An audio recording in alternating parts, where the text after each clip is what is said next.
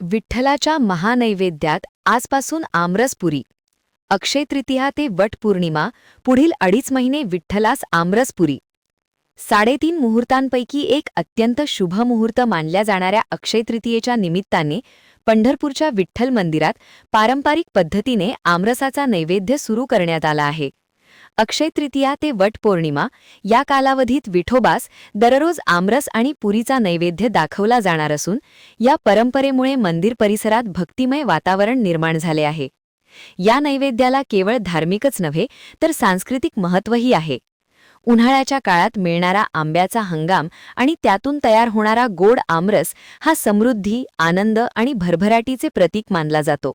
त्यामुळे हा नैवेद्य विठ्ठलाला अर्पण करून भक्त आपली श्रद्धा आणि कृतज्ञता व्यक्त करतात.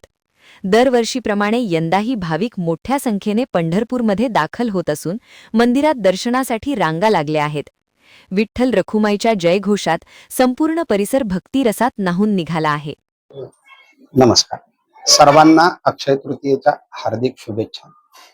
यथा देहे तथा देवे.